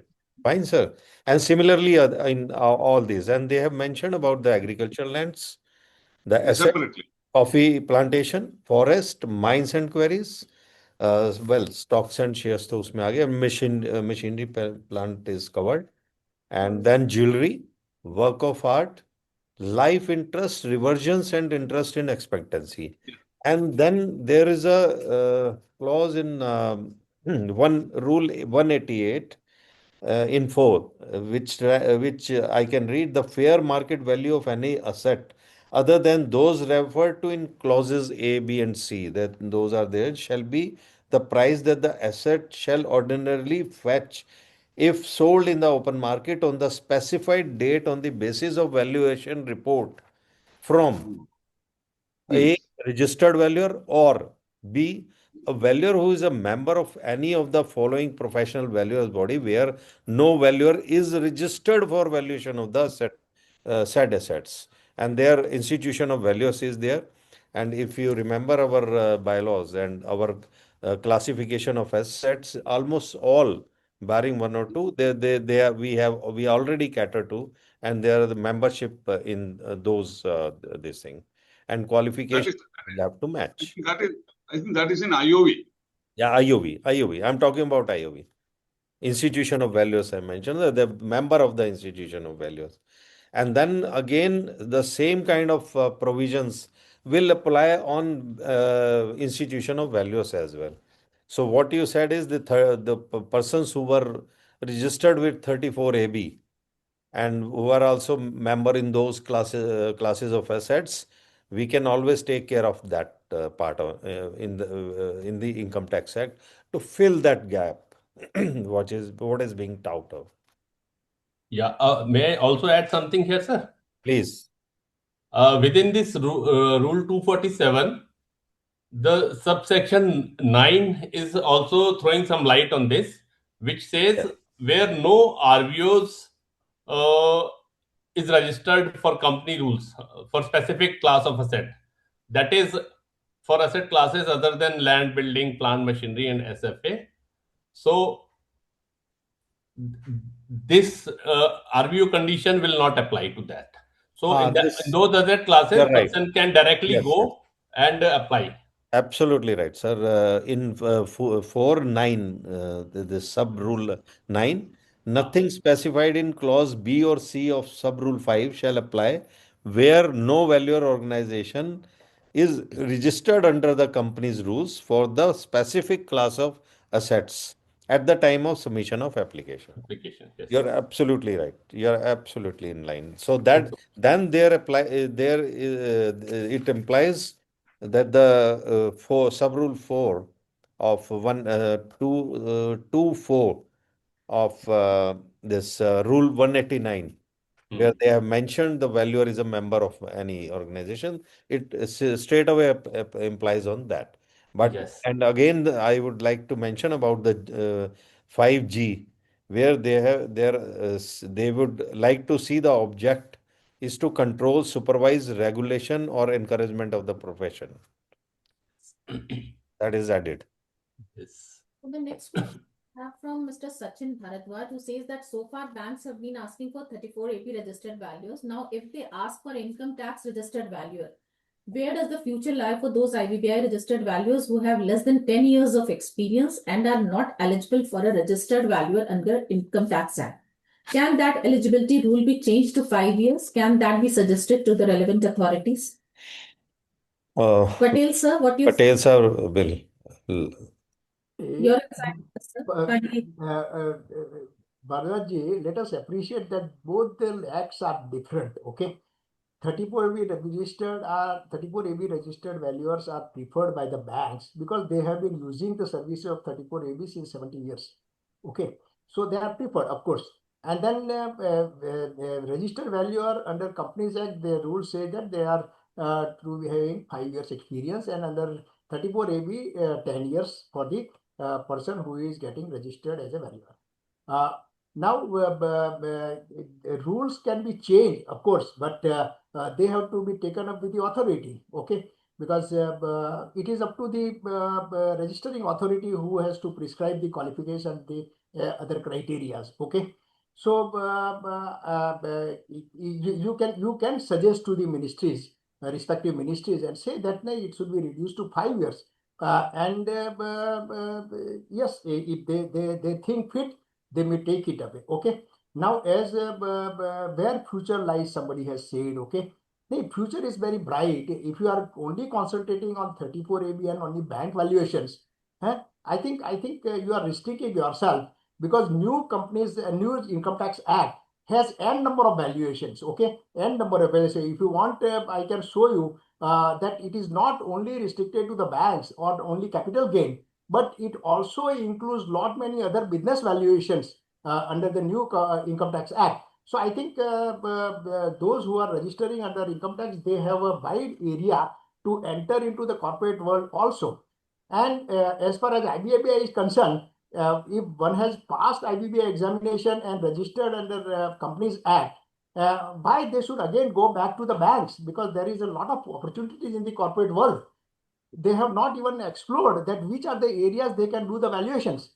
I think one has to enhance his competence and then complain that he is not getting the job. See, unless you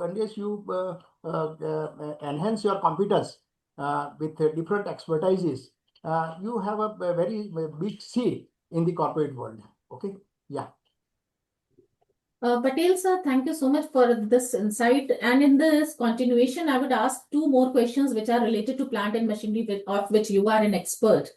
First is, for plant and machinery valuation, fees shall be redefined based on several technical inputs with inventory numbers and integration rather than value based. So your view on this? And secondly, government has raised that inventory taking of plant and machinery and current asset is always inconsistent about who should and how should we do it. Yes, So these are the questions from Ms. Darshana and Mr. Jagdish. If you can see the chat box for more clarity. And yeah, I would see, in the initial talk itself, I raised this issue. Okay. And then when the plant and machinery is concerned, if you read the income tax rules, draft rules, okay, in most of the properties, that is immovable properties, it has been said that stamp duty value is to be considered. Okay. If you take the slum sales or say for capital gain, or wherever these initial documents are available, in that case, they say that the stamp duty value is to be adopted. But as far as the plant and machinery is concerned, it is always said that it is market value. It is always said the market value or realizable value, or whatever basis one can adopt. But it is not related to the stamp duty valuation. So plant and machinery is definitely a complicated area where the valuation is required. And second thing, as far as the inventory is concerned, if inventory is related to plant and machinery, I think plant and machinery valuer is the best valuer. It is no longer financial asset, though the accounts say that it is a financial asset. But whenever the inventory is to be valued, which are related to the plant and machinery, suppose some plant is under construction and some inventory is lying, whether it is under NCLT or whether it is a going concern, in that case, or it's an expansion project, I think plant and machinery valuers are the best valuers. Similarly, in the case of real estate, the inventory is kind of a cement, steel, and other construction materials. I think land building valuers are the best valuers for doing the inventory valuation. So I think this should be taken up, because it is no longer the domain of only financial asset valuers. Okay, yeah.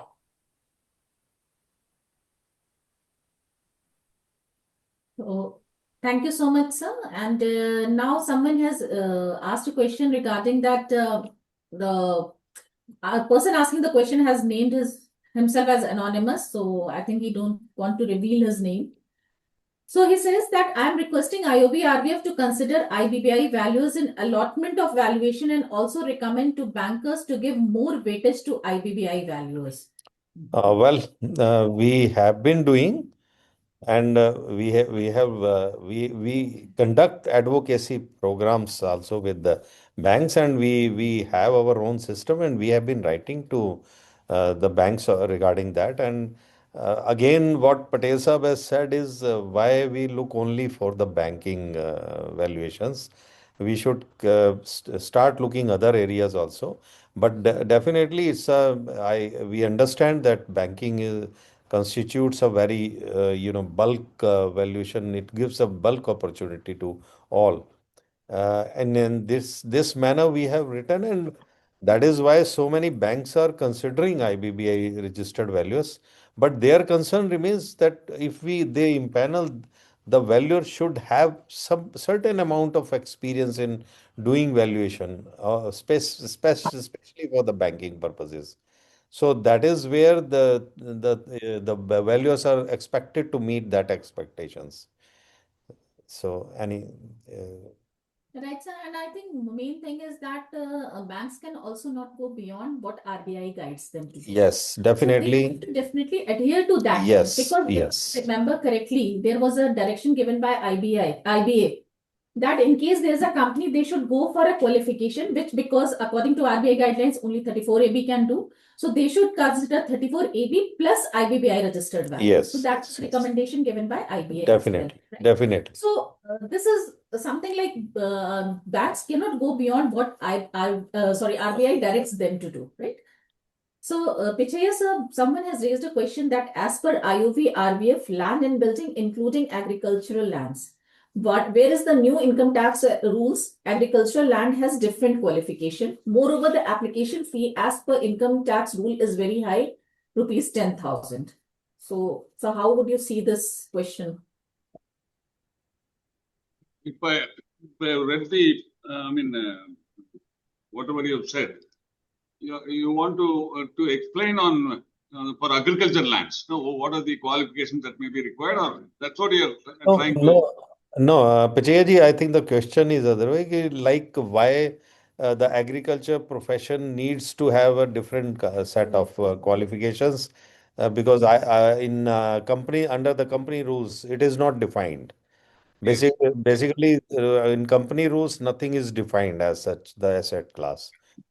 But the new income tax rule, no, it suggests agricultural land as a separate asset class. Yes, yes. So there also the prescribed qualifications are as in the section 34 AB. Yes. So it is a separate asset class as far as income tax. It is going to be like that only. That is what is my impression, because Companies Act does not have focus or necessity for doing agricultural valuation, land valuation. That may be the reason why, because no company, may be having a very serious interest in agriculture. So that may be the reason why Companies Act does not provide for a separate, asset class. So I think definitely IT already has stated that there is a separate class for agricultural lands. So in this context, the 10-year experience you were discussing, I think in the initial days when this Estate Duty and Wealth Tax Act were introduced, they expected only those people with experience of 10 years will be able to do the valuation itself. Now I don't want to underestimate the present engineers. They are doing a lot of works. Now, originally in those days we used to do only about 5 or 6 buildings in a year. Now the younger engineers are able to do more number of projects. So I think there is a justification for reducing the years of experience to 5 years. I think most probably that will happen with 5 years only. I have read in some place that the minimum qualification for a High Court judge is 10 years of practice in law. So this was supposed to be the criteria for registered valuers in those days. So they expected only with 10 years of experience, they will have a kind of judgment capacity to judge. So now I think it is outdated. So most likely this 5 years rule will be more practicable. Maybe I'm a little out of context and maybe a little over ambitious. I think why not IOV or IOVRVF can open a channel with the bankers and conduct an examination for valuers to be empaneled with the bankers.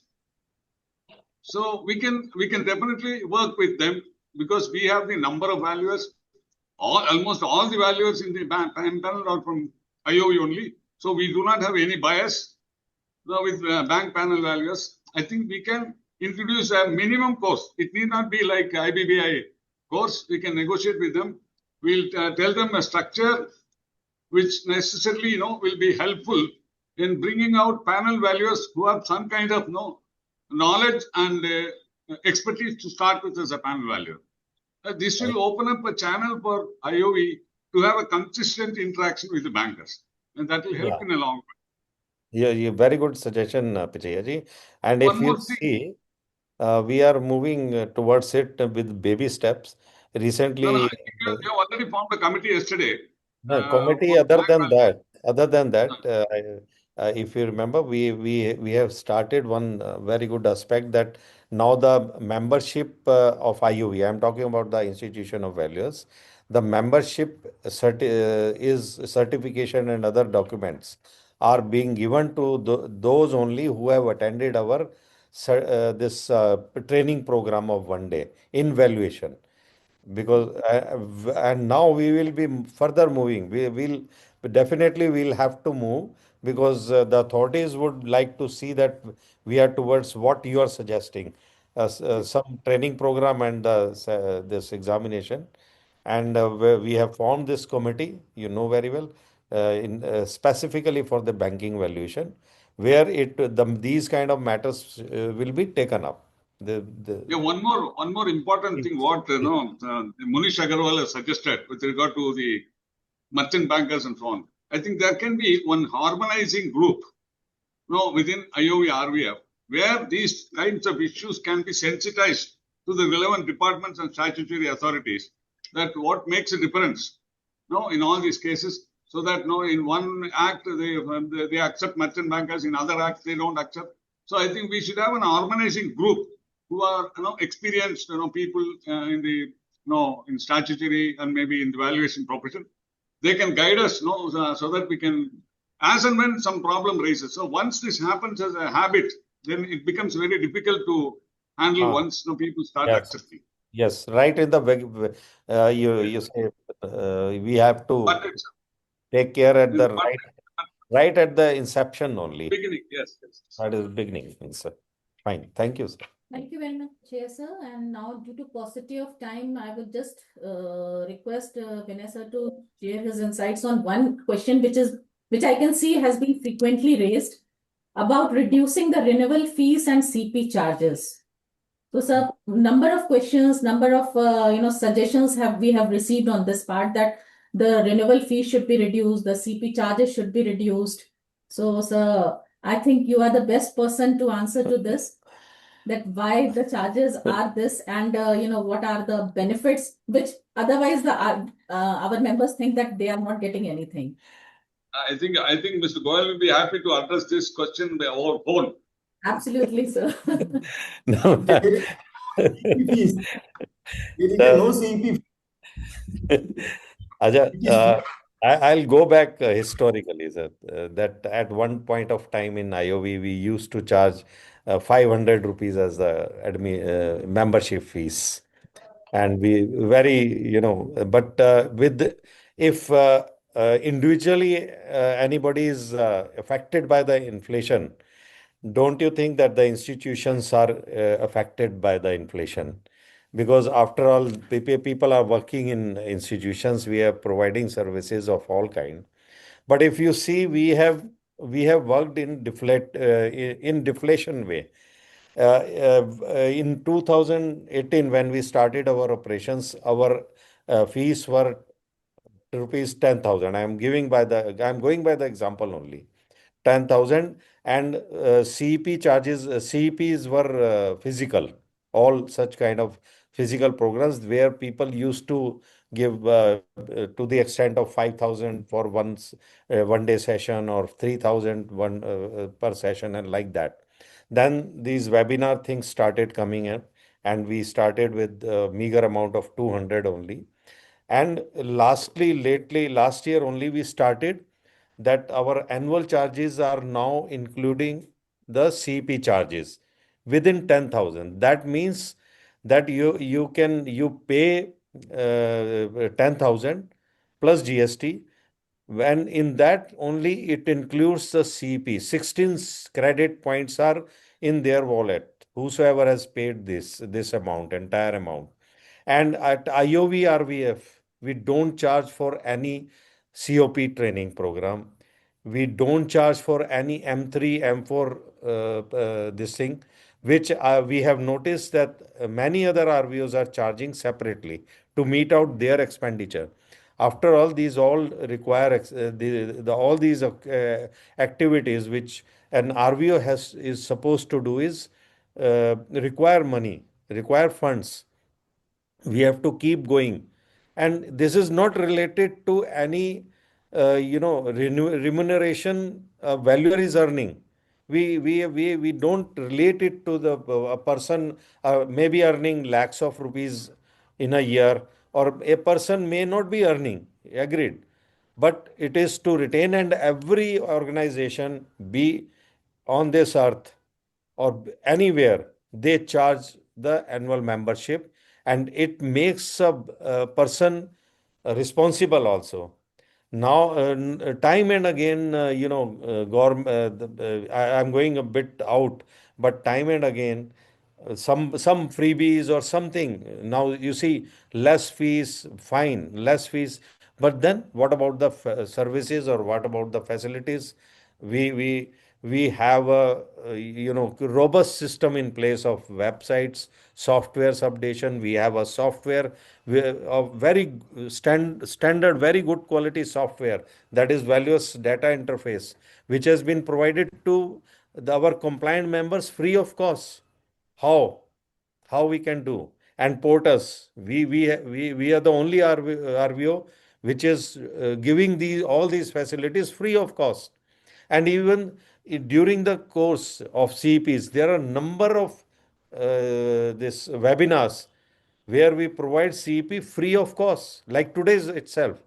We have considered giving CEP point, and there are others also. Even physical programs, we are providing the from our IOVRVF side, we are providing the funds to the branches of IOV or other people who are holding those physical programs. We have been doing since 2018. We have been doing that. In all such programs, we are promotional at the promotional level or whatever. So asking for us to reduce further is asking loud. You don't want the services there.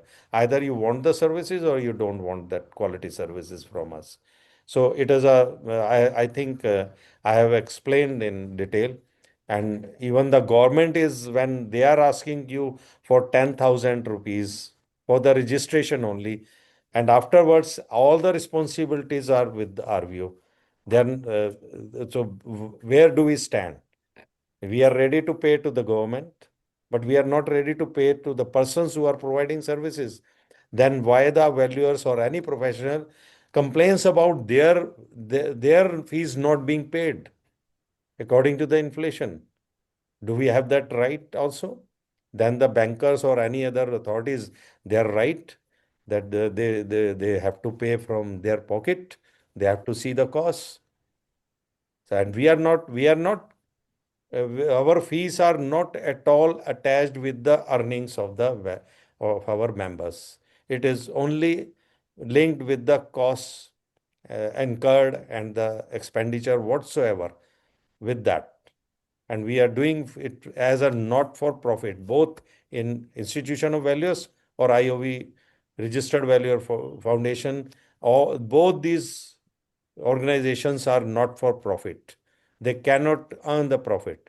Whatever the reserves are there, they are to be spent on the members only, futuristic or whatever one may say.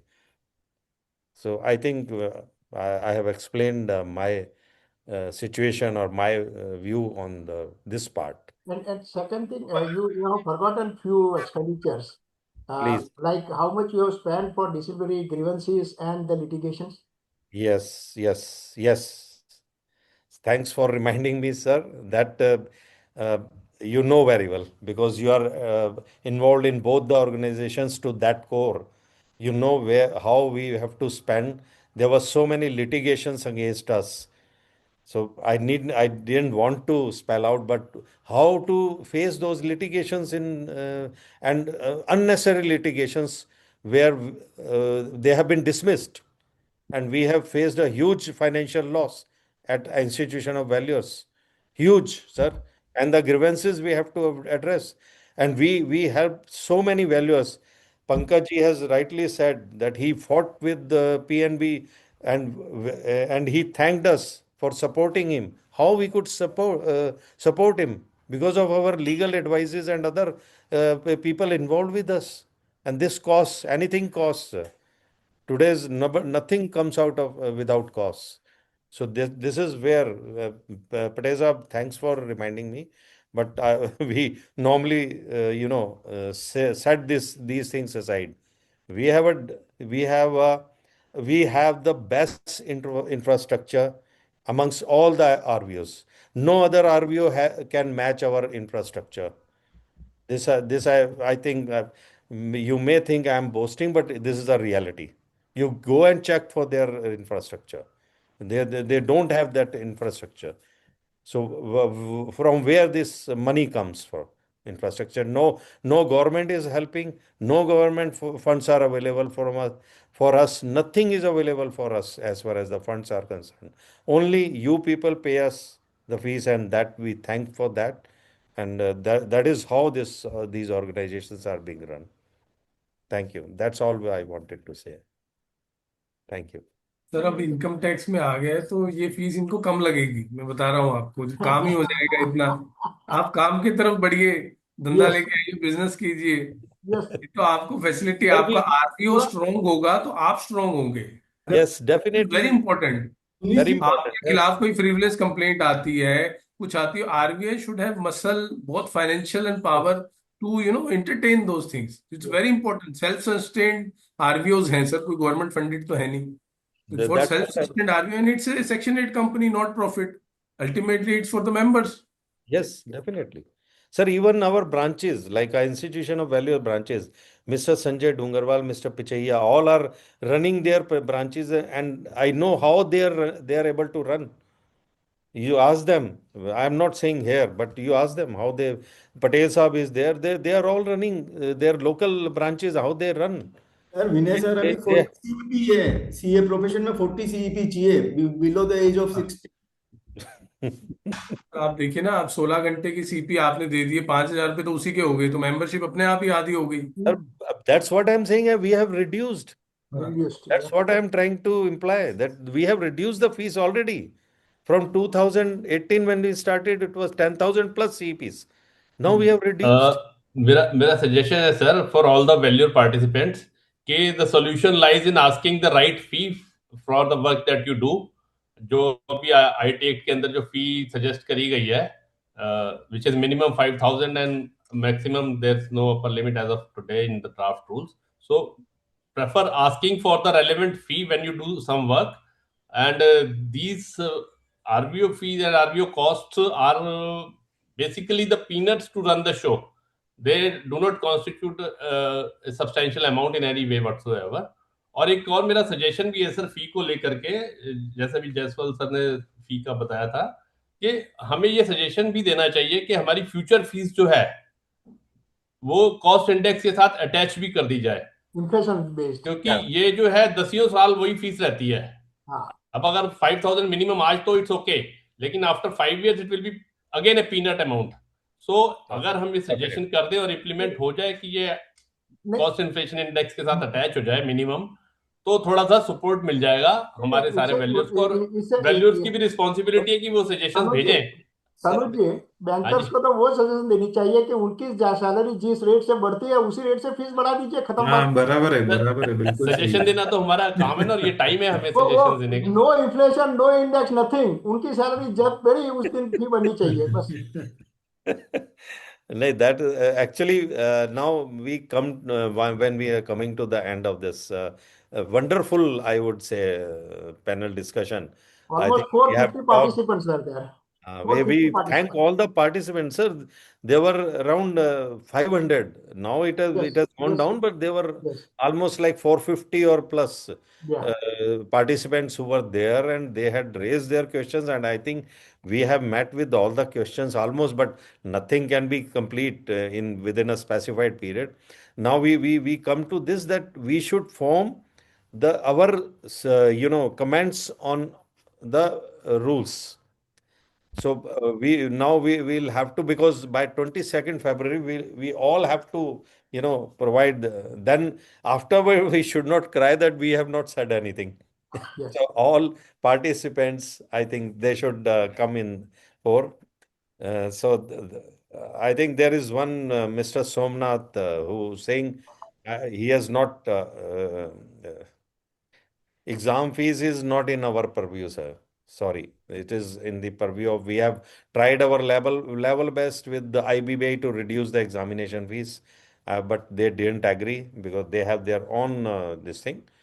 They can increase, the government can increase, but not us. We have to reduce. That is the view. As far as RVO and even RVs are concerned, valuers are also. They expect us to reduce fees. Our members want us to reduce the fees because they are getting the reduced fees. But why not, like Tanuji or others, even Manishji has rightly said, why not we work towards raising our fees? We have to, as an entity, as a whole, we need to raise our levels to have our increased fees in place. So now I think we should, our next agenda or next thing is that provide us sufficient targeting only these rules. This was out of, agenda's question, renewal of fees and all that. But let us focus on this. If we want to move to the income tax rules, then we come up with our suggestions or our comments and send it to our body. So it will. We are flooded with so many questions right now. Also, people are keep on writing. So what we are suggesting is, actually it's already 2.5. It's 2:15 already. So we'll share the Google form link with all the participants and all other members also. You may please submit your suggestions and comments and questions, and we try to answer your questions also. And the compiled suggestions will be shared with the IT department to be considered, and we'll share the file with you also to have a look, like whatever suggesting by IOB and IOVRVF to the government. So individually one can send, but at the same time, if they send the same to us, the organization to the level of IOV and IOVRVF, if certain suggestions go, it carries some weight. And of course, we would like the members to independently also raise those. But that should be in unison so that those particular points are addressed by the authorities or the government, the state. Yes, sir. By evening, you will receive a Google form link to submit your suggestions. Thank you so much, sir. Thank you so much, Anuradha ma'am, for Thank being you all. with us. Thank you so much, other panelists, for being Thank with you us. all the panelists. Thank you. Thank you. A long time. And thank you very much to all the participants for their valuable insights and valuable, even we are seeing the messages and the question answers. They are very relevant question answers, and we don't deny that. But what Ms. Sohail has said, it will be compiled and it will be better to go on those lines. Thank you. So we call it a day. Thank you very much. Thank you.